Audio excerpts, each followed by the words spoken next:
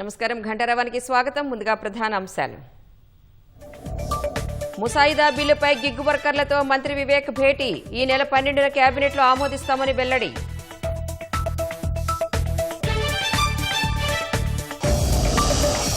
బీహార్లో ప్రశాంతంగా కొనసాగుతున్న పోలింగ్. మధ్యాహ్నం 3 గంటల వరకు 54% పోలింగ్ నమోదు.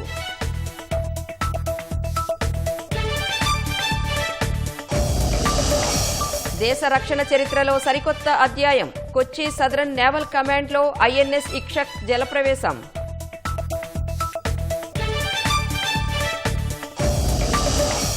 బెట్టింగ్ యాప్స్ కేసులో రైనా, శిఖర్ ధావన్కు ఈడీ షాక్. 11 కోట్ల విలువైన ఆస్తులు అటాచ్.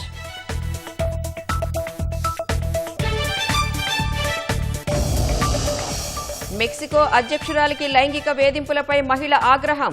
దేశాధినేతలకే రక్షణ లేకుంటే సామాన్యుల పరిస్థితి ఏంటని ప్రశ్న.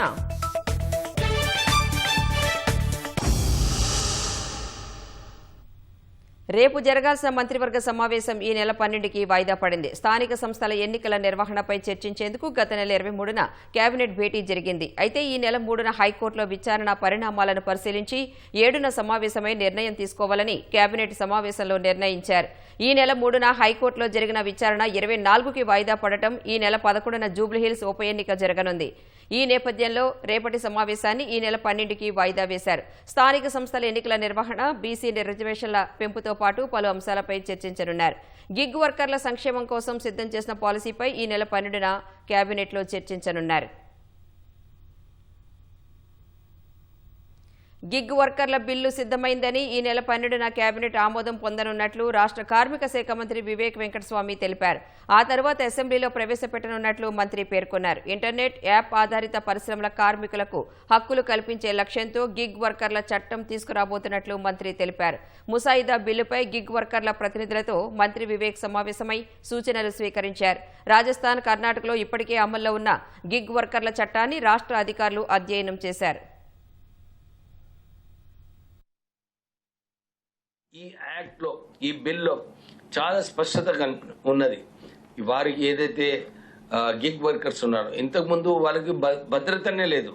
దీంట్లో భద్రత కల్పిస్తూ గిగ్ వర్కర్స్ అగ్రిగేటర్స్ కూడా వారి బోర్డుకి పంపించాలి. ఎవరెవరు రిజిస్ట్రేషన్ చేసుకున్నారో గిగ్ వర్కర్స్ని కూడా వారిని ఎట్లా కాపాడాలి అని, ఇవన్నీ ప్రొవిజన్స్ ఈ యాక్ట్లో కాపాడడం జరిగింది. నేను వాళ్ళందరికీ ఇదే విశ్వాసం ఇప్పిస్తున్నాము. మళ్ళీ ఒక మీటింగ్, ఒక క్వార్టర్ 2 క్వార్టర్ల తర్వాత మీటింగ్ పెట్టుకొని ఈ యాక్ట్ వలన వారికి ఎంత ఉపయోగం పడుతుంది, ఇంకేం చేంజెస్ తీసుకురావాలి. ఎందుకంటే రూల్స్ వచ్చినప్పుడు రూల్స్లో కూడా చేంజ్ చేసుకునే అవకాశం ఉంది. మేము దాంట్లో చర్చిస్తున్నాము. డిపార్ట్మెంట్లో ఎట్లా వర్కర్స్ని కూడా కాపాడాలని చెప్పి ఈ ఆలోచనతోని రాష్ట్ర ప్రభుత్వం ముందుకు వెళ్తుంది. ఫీజు రియంబర్స్మెంట్ బకాయిలు చెల్లించాలంటూ బీసీ విద్యార్థి సంఘం నిరసన చేపట్టింది. అసెంబ్లీ ఎదురుగా ఉన్న గన్ పార్క్లోని అమరవీరుల స్తూపం ముందు విద్యార్థులు నల్ల కండువాలతో పుస్తకాలు చదువుతూ ధర్నాకు దిగారు. బీసీ విద్యార్థి సంఘం అధ్యక్షుడు వేముల రామకృష్ణ ఆధ్వర్యంలో జరిగిన ధర్నాలో బీఆర్ఎస్ ఎమ్మెల్యే శ్రీనివాస్ గౌడ్ పాల్గొని మద్దతు తెలిపారు. ఫీజు బకాయిలు విడుదలపై ప్రభుత్వం మొండి వైఖరిని మార్చుకోవాలని ఆయన కోరారు. ఫీజు బకాయిలు విడుదల చేయకపోవడంతో లక్షలాది మంది విద్యార్థుల భవిష్యత్తు ప్రశ్నార్థకంగా మారిందని ఆవేదన వ్యక్తం చేశారు. 12,50,000 మంది ఇలా కాలేజీలు బంద్ చేస్తే చూస్తూ ఊరుకుంటారా? వేరే దేశంలో అయితే వెంటాడతారు, తిరగబడతారు. గుర్తుపెట్టుకోండి, విద్యార్థులు అనుకుంటే మరో శ్రీలంక అవుతుంది, మరో నేపాల్ అవుతుంది. గుర్తుపెట్టుకోండి, విద్యార్థులకు ఇట్లా కోపం వచ్చిందంటే ఎవడు ఆపలేడు. తెలంగాణలో కూడా విద్యార్థులు ఎప్పుడైతే బయటకు వచ్చిందో అప్పుడే తెలంగాణ వచ్చింది. వెంటనే చెల్లించాలి. కమిటీల పేరు కాలమే తగదది.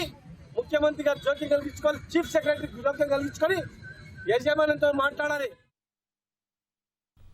పోలీసుగా బాధ్యతలు నిర్వర్తిస్తూనే ప్రజల నమ్మకాన్ని నిలబెట్టుకోవాలని డీజీపీ శివధర్ రెడ్డి సూచించారు. గ్రూప్ 1 ద్వారా ఎంపికైన 112 మంది డీఎస్పీ క్యాడెట్లకు తెలంగాణ పోలీస్ అకాడమీలో శిక్షణా కార్యక్రమాన్ని డీజీపీ ప్రారంభించారు. 10 నెలల శిక్షణా కాలం కష్టంగా ఉంటుందని, అన్నింటినీ ఎదుర్కొని సమర్థవంతంగా నిలుస్తారని ఆశిస్తున్నట్లు పేర్కొన్నారు. కొత్తగా ఎంపికైన మహిళా డీఎస్పీలు వచ్చే తరానికి ఆదర్శంగా నిలవాలని ఆకాంక్షించారు. శిక్షణలోనే కాదు బాధ్యతలు స్వీకరించిన తర్వాత ఒకరికొకరు కాంటాక్ట్లో ఉండాలని సూచించిన డీజీపీ పోలీసింగ్కి నెట్వర్క్ చాలా ముఖ్యమని తెలిపారు. This is the largest batch ever of DSPs to get inducted, and I don't think there will be ever after. A police officer's real authority does not come from the stars on the shoulder.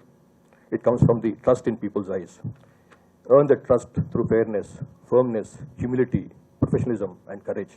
You are the future of Telangana Police, a service that stands for safety, dignity, professionalism, and justice for all. I wish you strength in training, wisdom in learning, and pride in wearing this uniform. Welcome to Telangana Police. Jai Hind. Mahabubabad జిల్లా మరిపెడలో అవినీతి అధికారిని ACB అధికారులు red హ్యాండెడ్గా పట్టుకున్నారు. రైతు బీమా పరిహారం కోసం డబ్బులు డిమాండ్ చేసిన వ్యవసాయ శాఖ విస్తరణ అధికారిని ఏసీబీ అధికారులు అదుపులోకి తీసుకున్నారు. అనేపురం గ్రామానికి చెందిన ఓ రైతు గత నెలలో మృతి చెందారు. మృతుడి కుటుంబానికి ప్రభుత్వం అందించే రైతు బీమా పరిహారం మంజూరు కోసం మరిపెడ వ్యవసాయ శాఖ కార్యాలయంలో దరఖాస్తు చేసుకున్నారు. ధ్రువపత్రాలను ఆన్లైన్లో అప్లోడ్ చేసేందుకు నీలికుర్తి క్లస్టర్ వ్యవసాయ శాఖ విస్తరణ అధికారి సందీప్ 20,000 డబ్బులు డిమాండ్ చేసినట్లు ఏసీబీ అధికారులు తెలిపారు. దానిని 10,000కు ఒప్పందం చేసుకున్నారు. లంచం ఇవ్వడం ఇష్టం లేని మృతుడి కుమారుడు ఏసీబీ అధికారులను ఆశ్రయించారు. ఏఈఓకు 10,000 నగదు ఇస్తుండగా రెడ్ హ్యాండెడ్గా పట్టుకున్నట్లు అధికారులు పేర్కొన్నారు. గత నెల అనేపురం గ్రామానికి చెందిన ఒక రైతు చనిపోవడం జరిగింది. అతడు వ్యవసాయదారుడు. అతడికి గవర్నమెంట్ తరఫున 5 లక్షల రూపాయలు రైతు బీమా రావాల్సి ఉంది. అట్టి బీమా కొరకు సంబంధిత ఏఈఓ అయిన సందీప్ ని కలిసి డాక్యుమెంట్స్ సమర్పించడం జరిగింది. తనకు 20,000 రూపాయలు ఇస్తేనే నేను అట్టి డాక్యుమెంట్స్ అప్లోడ్ చేస్తాను, తను అప్లోడ్ చేస్తేనే ఆ 5 లక్షల రూపాయలు పడతాయని డిమాండ్ చేయడం జరిగింది. అన్ని డబ్బులు ఇచ్చుకోలేను అని చెప్పి ఎంత బ్రతిమలాడినా కూడా అతను వినకుండా డబ్బులు ఇస్తేనే అప్లోడ్ చేస్తానని చెప్పాడు. అయితే డబ్బులు ఇచ్చి పని చేయించుకోవడం అతనికి ఇష్టం లేక హన్మకొండలో ఉన్న మా ఏసీబీ ఆఫీస్కి వచ్చి ఫిర్యాదు చేయడం జరిగింది. ఏఈఓ సందీప్కి 10,000 రూపాయలు లంచం ఇస్తుండగా మేము రెడ్ హ్యాండెడ్గా పట్టుకోవడం జరిగింది. రెక్కల కష్టంతో సంపాదించుకున్న భూమిని కుమారులకు దారాదత్తం చేస్తే చివరికి తల్లిదండ్రులకు పెట్టేందుకు పట్టెడన్నం కరువైంది ఆ పుత్రులకు. హన్మకొండ జిల్లా భీమదేవరపల్లి ముత్తారం గ్రామానికి చెందిన ఆదాం లక్ష్మి అనే వృద్ధ దంపతులు తమ పేరు మీద ఉన్న 5 ఎకరాల భూమిని ఇటీవల 2 కుమారులకు చెరో 2 ఎకరాల చొప్పున పట్టా చేశారు. అనారోగ్యంగా ఉండటంతో కుమారులు ఇద్దరూ తమను ఒక్కో నెల చూసుకునేలా ఒప్పందం చేసుకున్నారు. కానీ పట్టా తమ పేరు మీదకు కాగానే చిన్న కుమారుడు నిర్లక్ష్యంగా ప్రవర్తిస్తూ తమని మానసికంగా వేధింపులకు గురి చేస్తున్నారని వృద్ధ దంపతులు ఆవేదన వ్యక్తం చేశారు. తమ బాగోగులు పట్టించుకోకుండా తమను ఇబ్బందులకు గురి చేస్తున్నాడని వాపోయారు. దీనిపై హన్మకొండలో ఆర్డీఓకు సైతం ఫిర్యాదు చేశామని తెలిపారు. తమను పట్టించుకొని కుమారుడి వద్ద నుంచి తమ భూమి తమకు ఇప్పించాలని వేడుకుంటున్నారు.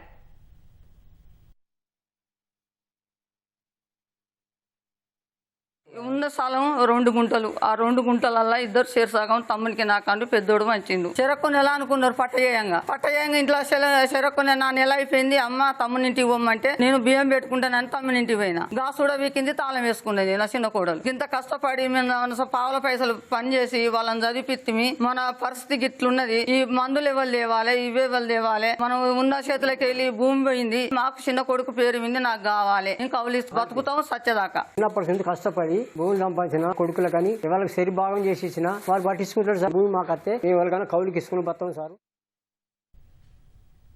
మెదక్ జిల్లా కౌడిపల్లి మండలం పీరియాతండా ప్రాథమిక పాఠశాలలోనే పంచాయతీ కార్యాలయాన్ని కొనసాగిస్తున్నారు. బడిలో 3వ తరగతి గదులున్నాయి. ఒక దాంట్లో ప్రాథమిక పాఠశాల, ఇంకో గదిలో అంగన్వాడీ కేంద్రాన్ని నిర్వహిస్తున్నారు. మరో గదిలో పంచాయతీ కార్యాలయాన్ని ఏర్పాటు చేశారు. కార్యాలయం ఏర్పాటుతో వివిధ పనుల కోసం ప్రజల రాకపోకలు పెరిగి బోధనకు ఆటంకం కలుగుతోంది. ఒకే చోట 3ంటిని నిర్వహించడంతో విద్యార్థులు ఇబ్బందులు పడుతున్నారని, వేరువేరుగా భవనాలను నిర్మించాలని తండావాసులు కోరుతున్నారు. దీనిపై మరింత సమాచారాన్ని మా ప్రతినిధి రామకృష్ణ అందిస్తారు.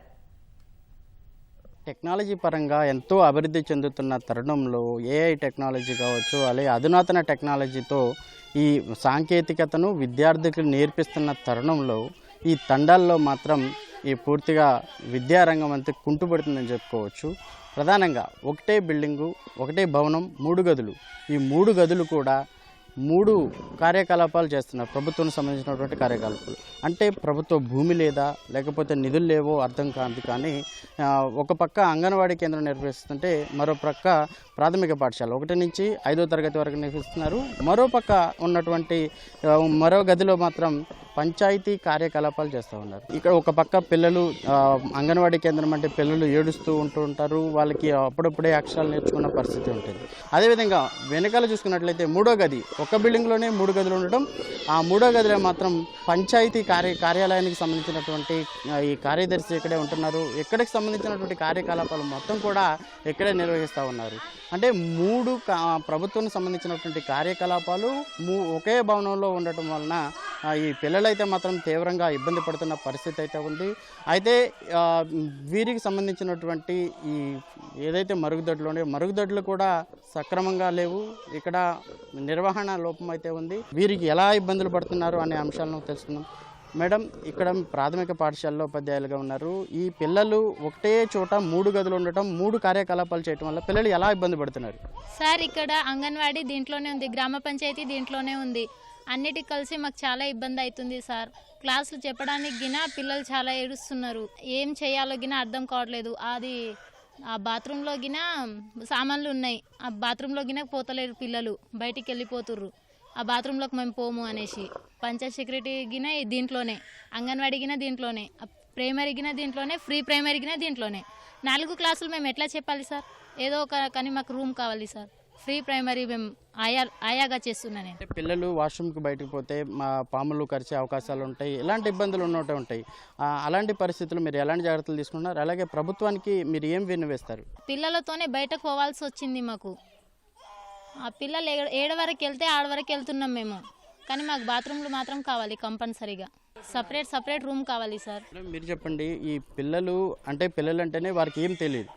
అలాంటి పరిస్థితుల్లో చుట్టుపక్కల ఆడుకోవడానికి కూడా చుట్టూ పిచ్చి మొక్కలు ఉన్నాయి, అలాగే పాములు వచ్చే అవకాశం ఉంది. అలాగే పక్కన 3 రకాలైనటువంటి కార్యకలాపాలు జరుగుతున్నాయి. ఎలా ఇబ్బంది పడుతున్నారు పిల్లలు?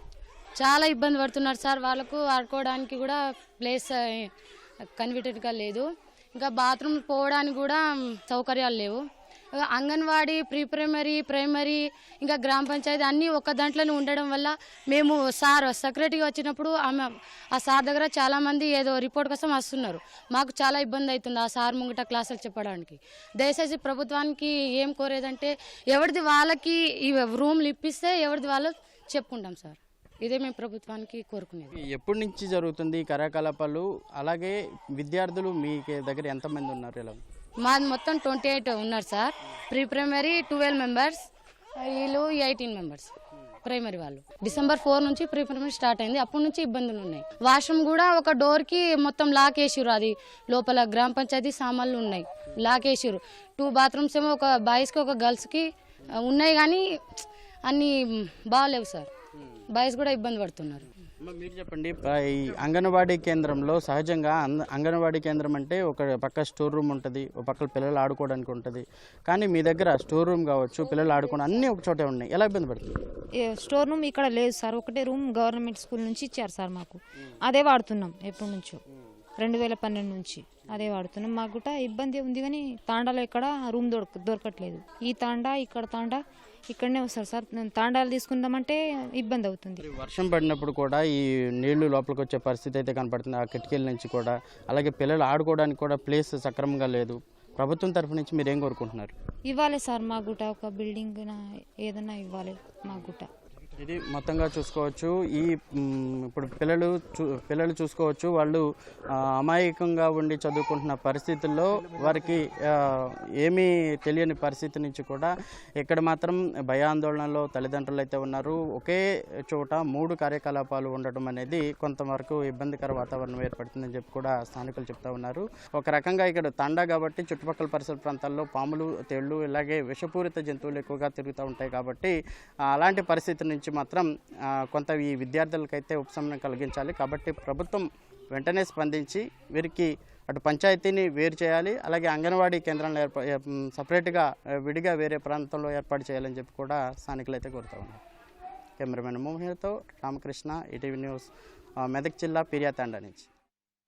లోని బిలాస్పూర్లో ఒకే ట్రాక్పై 3 రైళ్లు రావడం ప్రయాణికులను భయాందోళనకు గురిచేసింది. ఇటీవల బిలాస్పూర్లోనే గూడ్స్ రైలును ప్యాసింజర్ రైలు ఢీకొట్టగా 11 మంది మృతి చెందారు. ఈ నేపథ్యంలో 3 రైళ్లను ఒకే ట్రాక్పై చూసిన ప్రయాణికులు కాసేపు భయాందోళనకు గురయ్యారు.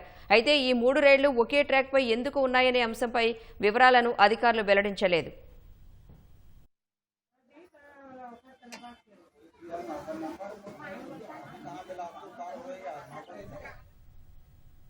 80% స్వదేశీ పరిజ్ఞానంతో నిర్మించిన ఐఎన్ఎస్ ఇక్షక్ కొచ్చి నేవల్ కమాండ్లో జలప్రవేశం చేసింది. దేశ రక్షణలో సరికొత్త అధ్యాయంగా ఐఎన్ఎస్ ఇక్షక్ నిలవనుంది. దీని ద్వారా సముద్ర సర్వే వ్యవస్థలో కీలక ముందడుగు పడింది. ఈ కార్యక్రమంలో chief of naval staff admiral Dinesh K Tripathi పాల్గొన్నారు. ఇక్షక్ నౌకను గార్డెన్ రీచ్ షిప్ బిల్డర్స్ సంస్థ నిర్మించింది. ఇక్షక్ అంటే సంస్కృతంలో మార్గదర్శి అనే అర్థం వస్తుంది. సముద్ర తీరాలు, హార్బర్లు, పోర్టుల్లో డీప్ వాటర్ హైడ్రోగ్రాఫిక్ సర్వేల కోసం ప్రత్యేకంగా ఐఎన్ఎస్ ఇక్షక్ను రూపొందించారు. సముద్రాల్లో సురక్షితమైన నావిగేషన్ రూపొందించడానికి, సముద్ర గస్తీల్లో భద్రతను బలోపేతం చేసేందుకు ఇక్షక్ నౌక అందించే సమాచారం కీలకంగా మారనుంది. తద్వారా సముద్ర సర్వే వ్యవస్థలో ఐఎన్ఎస్ ఇక్షక్ సరికొత్త అధ్యాయం లిఖించనుంది. యుద్ధ విమానాలు దూసుకువెళ్లేందుకు, హెలికాప్టర్లు ల్యాండ్ అయ్యేందుకు ప్రత్యేకమైన డెక్కును సైతం ఐఎన్ఎస్ ఇక్షక్ నౌకలో ఏర్పాటు చేశారు.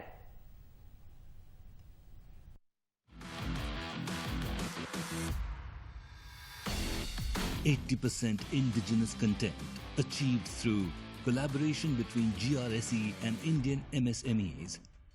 110-meter length, 16-meter beam, 3,400 ton, twin diesel engines, cruise 14 knot, max 18 knots, bow and stern thrusters for precise maneuvering in shallow waters, advanced machinery control,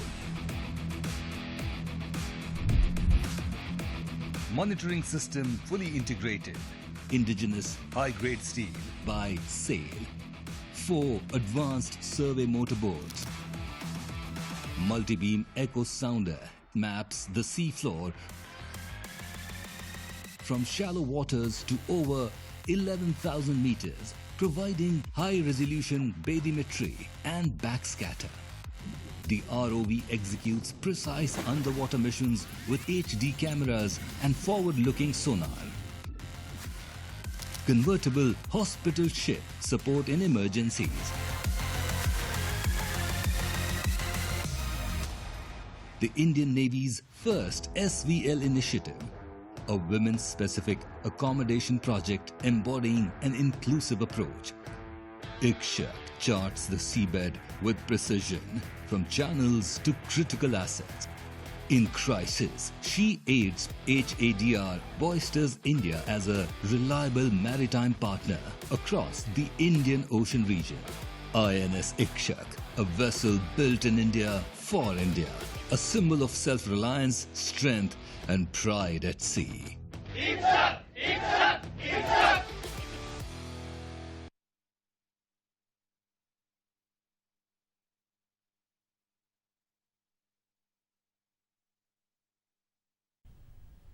online betting యాప్ల ప్రమోషన్కు సంబంధించి మనీ లాండరింగ్ కేసులో కీలక పరిణామం చోటు చేసుకుంది. మాజీ క్రికెటర్లు సురేష్ రైనా, శిఖర్ ధావన్కు చెందిన 11,14,00,000 విలువైన ఆస్తులను ఎన్ఫోర్స్మెంట్ డైరెక్టరేట్ అటాచ్ చేసింది. ఈ వ్యవహారానికి సంబంధించి మాజీ క్రికెటర్లు యువరాజ్ సింగ్, హర్భజన్ సింగ్ను కూడా ఈడీ గతంలోనే విచారించింది. శిఖర్ ధావన్కు చెందిన 4.5 కోట్ల విలువైన స్థిరాస్తి, రైనాకు చెందిన 6.64 కోట్ల విలువైన మ్యూచువల్ ఫండ్ను ఈడీ అటాచ్ చేసింది. ఆన్లైన్ బెట్టింగ్ యాప్ల కోసం తెలిసే ఈ ఇద్దరు క్రికెటర్లు విదేశీ సంస్థలతో ఎండార్స్మెంట్ ఒప్పందాలు కుదుర్చుకున్నారని దర్యాప్తులో తేలింది. వీరిద్దరిని ఈడీ ఇప్పటికే విచారించింది. బీహార్లో తొలి విడత పోలింగ్ చెదురుమదురు ఘటనల మధ్య సాగుతోంది. లఖీసరాయ్లో ఆర్జేడీ శ్రేణులు ఉప ముఖ్యమంత్రి విజయ్ కుమార్ సిన్హా వాహనంపై చెప్పులు విసిరారు.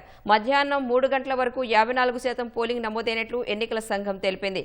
వివిధ పార్టీలకు చెందిన రాజకీయ ప్రముఖులు ఆరంభంలోనే ఓటు హక్కు వినియోగించుకున్నారు. బీహార్లో చెదురుమదురు ఘటనల మధ్య తొలి విడత పోలింగ్ జరుగుతోంది. పలువురు ప్రముఖులు ఆరంభంలోనే ఓటు హక్కు వినియోగించుకున్నారు. బీహార్ సీఎం నితీష్ కుమార్ బఖ్తియార్పూర్లో ఓటు వేశారు. మరోసారి ఎన్డీఏ ప్రభుత్వం ఏర్పడుతుందని ధీమా వ్యక్తం చేశారు. కేంద్ర మంత్రి రాజీవ్ రంజన్ సింగ్ పట్నాలో ఓటు వేశారు. కేంద్ర మంత్రి LJP Ram Vilas party chief Chirag Paswan ఖగారియాలో ఓటు హక్కు వినియోగించుకున్నారు. బీజేపీ ఎంపీ రవిశంకర్ ప్రసాద్ తన సతీమణితో మాయాశంకర్తో కలిసి పట్నాలో ఓటు వేశారు. బీహార్ ఉప ముఖ్యమంత్రి విజయ్ కుమార్ సిన్హా లఖీసరాయ్లో ఓటు హక్కు వినియోగించుకున్నారు. మాజీ సీఎం ఆర్జేడీ అధినేత లాలూ ప్రసాద్, ఆయన సతీమణి రబ్రీదేవి, కుమారుడు మాజీ మంత్రి తేజస్వి యాదవ్ పట్నాలో ఓటు వేశారు. తేజస్వి యాదవ్ మూడోసారి రాఘవపూర్ నుంచి పోటీ చేస్తున్నారు. బీహార్ ప్రజలు మార్పు కోరుకుంటున్నట్లు లాలూ తెలిపారు. జనశక్తి జనతాదళ్ జాతీయ అధ్యక్షుడు లాలూ పెద్ద కుమారుడు తేజ్ ప్రతాప్ యాదవ్ పట్నాలో ఓటు వేశారు. బీహార్లోని లఖీసరాయ్లో బీజేపీ సీనియర్ నేత ఉప ముఖ్యమంత్రి విజయ్ కుమార్ సిన్హాకు చేదు అనుభవం ఎదురైంది. ఓటు వేసి వెళుతున్న ఆయన వాహనాన్ని ఆర్జేడీ మద్దతుదారులు కొందరు అడ్డుకున్నారు. ఆయన కారుపై చెప్పులు, మట్టి, పేడ విసిరారు. విజయ్ సిన్హాకు వ్యతిరేకంగా నినాదాలు చేశారు. ఆర్జేడీ శ్రేణుల గోండాగిరిపై తీవ్రంగా స్పందించిన ఆయన అక్కడి నుంచే జిల్లా ఎస్పీకి ఫోన్ చేసి మాట్లాడారు. అదనపు బలగాలను పంపించాలని ఆదేశించారు. ఓటర్లను ఆర్జేడీ శ్రేణులు బెదిరిస్తున్నట్లు ఆయన ఆరోపించారు. ప్రజలు ఓటు వేయకుండా అడ్డుకుంటున్నట్లు తెలిపారు. ఆర్జేడీ గూండాలు తన కారుపై దాడి చేశారని, అందుకు బాధ్యులైన వారిపై చర్యలు తీసుకోవాలని ఆయన డిమాండ్ చేశారు. ఆర్జేడీ అధికారంలో లేకుంటేనే పరిస్థితి ఈ విధంగా ఉందని, అధికారంలో ఉంటే పరిస్థితులు ఎంత దారుణంగా ఉంటాయో ప్రజలు అర్థం చేసుకోవాలని విజయ్ సిన్హా అన్నారు. మరోవైపు సిన్హా ఆరోపణలను ఆర్జేడీ ఎమ్మెల్సీ అజయ్ కుమార్ సింగ్ తోసిపుచ్చారు. ఓడిపోతానన్న భయంతోనే విజయ్ కుమార్ సిన్హా తమపై ఆరోపణలు చేస్తున్నారని మండిపడ్డారు.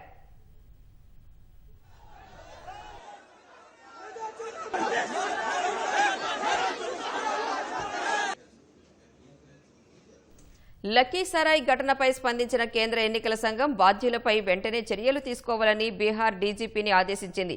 ఎవరూ కూడా చట్టాన్ని చేతుల్లోకి తీసుకోవడానికి అనుమతించబోమని సీఈసీ జ్ఞానేష్ కుమార్ స్పష్టం చేశారు. బాధ్యులపై కఠిన చర్యలు తప్పవని ఆయన హెచ్చరించారు. ప్రత్యేక ఓటరు జాబితా సవరణపై తీవ్ర దుమారం రేగడంతో కేంద్ర ఎన్నికల సంఘం బీహార్ ఎన్నికలను నిశితంగా పర్యవేక్షిస్తోంది. తొలి విడత పోలింగ్ జరుగుతున్న 45,000కు పైగా పోలింగ్ కేంద్రాల నుంచి వెళుతున్న లైవ్ ఫీడ్ను 3 కమిషనర్లు పరిశీలిస్తున్నారు. బీహార్లో తొలిసారి అన్ని పోలింగ్ బూతుల్లో సీసీ కెమెరాలను ఏర్పాటు చేశారు. ఎన్నికల సంఘం ప్రధాన కమిషనర్ జ్ఞానేష్ కుమార్, మిగతా 2 కమిషనర్లు ఎస్ఎస్ సంధు, వివేక్ జోషి ఢిల్లీ నిర్వాచన్ సదన్లో ఏర్పాటు చేసిన కంట్రోల్ రూమ్ నుంచి బీహార్ తొలి విడత పోలింగ్ను పర్యవేక్షిస్తున్నట్లు ఈసీ వర్గాలు తెలిపాయి.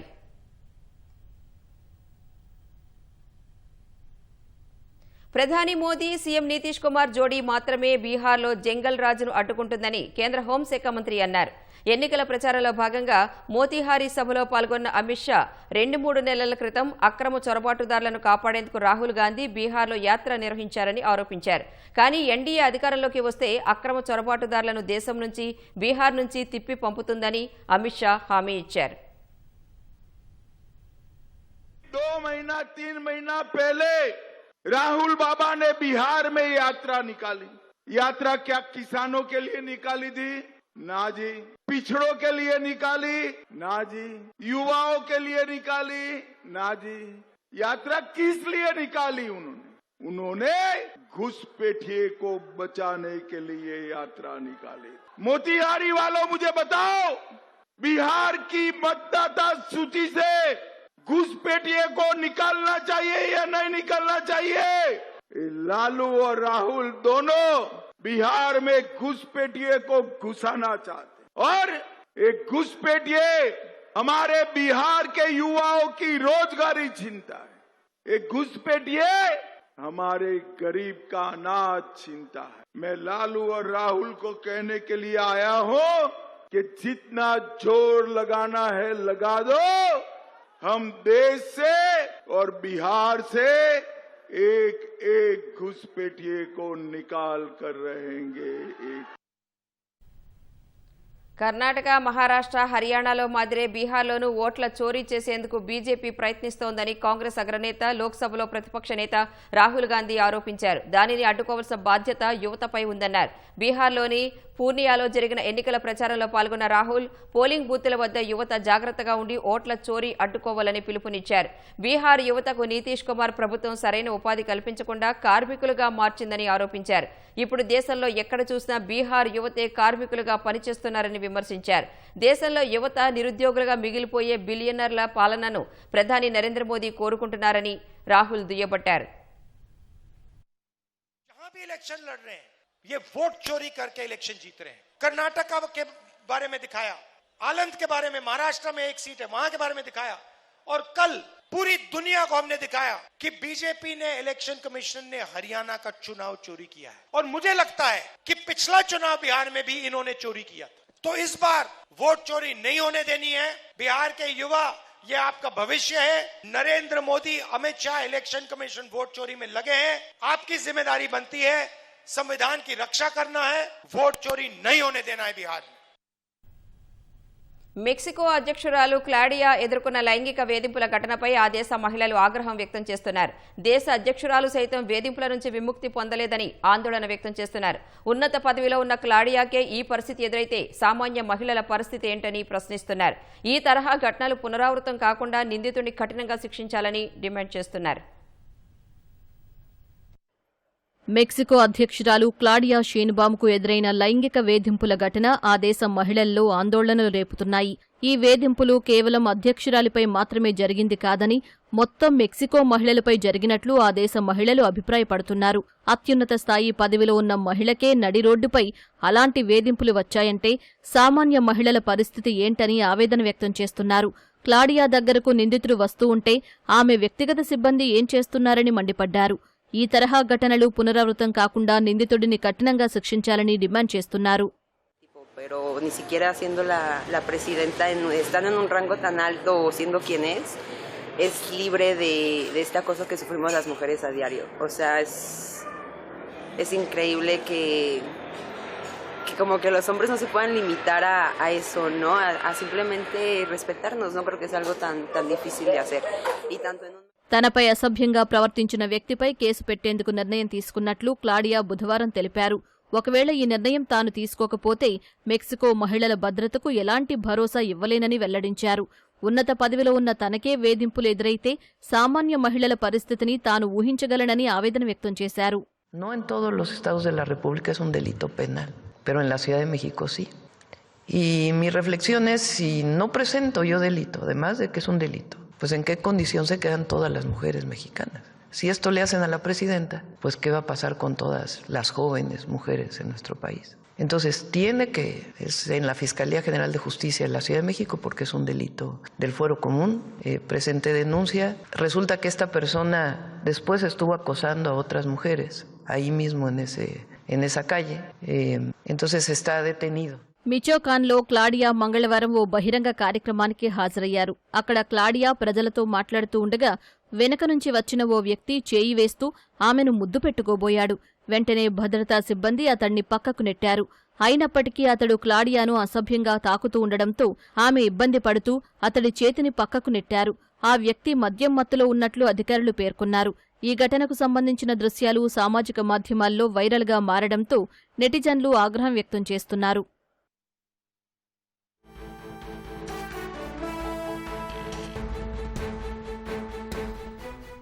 ఆస్ట్రేలియాతో జరిగిన 4వ టీ20లో భారత్ ఘన విజయం సాధించింది. క్వీన్స్లాండ్ వేదికగా జరిగిన ఈ మ్యాచ్లో టాస్ ఓడి తొలుత బ్యాటింగ్ చేసిన భారత్ 8 వికెట్లకు 167 పరుగులు చేసింది.